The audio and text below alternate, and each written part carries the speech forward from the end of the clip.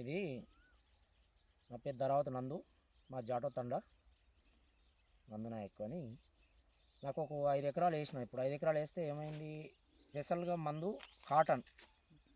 Cotton మందు వల్ల దీన్ని గురించి ఉపయోగించింది మనకు రైతుకు లాభం. దీనివల్ల ఏముందంటే ఒక దోమ రాకుండా అయింది.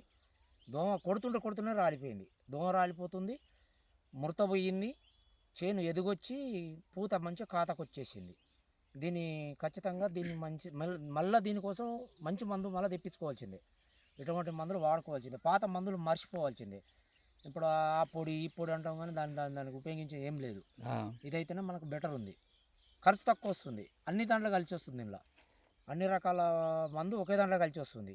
కాకపోతే మనకు ఇంకొకటి ఏంటంటే వాటర్ కలిసినాక కూడా మన శరీరం మీద పడితే శరీరం కాలుతుంది కూడా, మంట మండుతుంది, మంట మండుతుంది, ఏ లాంబడ లెక్క మంట మండుతుంది. కాబట్టి ఆ మంట విషయంలో ఆ దోమ అనేది ఏకదం రాలిపోతుంది, కొడుతూనే ఎగిరిపోతుంది. అది ఎగిరిపోయి చేను మాత్రం దోమ లేకుండా చేను ఎదుగుతుంది, కాత వస్తుంది, మనకు దిగుబడి మంచిగా వస్తుంది. చేనుకు మాత్రం ఎదుగుదల వచ్చింది. మొఖాల లోతుండే నేను కొడతాప్పుడు మందు కొడతాప్పుడు మొఖాలు ఎత్తే ఉండే, ఇప్పుడు నా నడుముల కాడికి వచ్చింది, పెరిగింది అన్నట్టు మంచిగా. ఇప్పుడు ఏంటంటే మనం మళ్ళీ ఇంకో రెండోసారి మనం మందు పోయొద్దు అంటే మందు పోయొద్దు. అసలు మనం ఫస్ట్ ఒకటేసారి మందు పోయాలి మంచిగా. ఒకటేసారి మందు పోసినంటే నేను ఈసారి ఆ గోళీ బకెట్ వాడిన. బకెట్ వాడిన వల్ల దానివల్ల మనకు కొంచెం రిజెక్ట్లు చెట్టు పంగదోలింది, ఎదుగుదలకు వచ్చింది, దోమకాట ఎక్కువ తగ్గింది.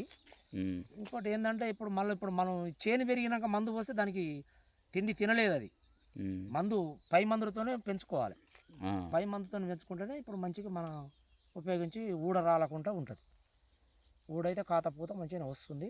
ఈసారి నేను ఈ మందు మాత్రం మంచిగా వాడిన అనుకున్నట్టు నాకు అనిపిస్తుంది ఇప్పటి వరకు.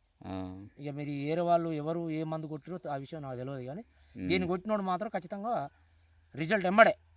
నేను కొట్టి ఆడికి వారం రోజులే నాకు పీటు చేను పెరిగింది, జానడు చేను పెరిగింది, పంగల్ తోలింది, పూత వచ్చింది.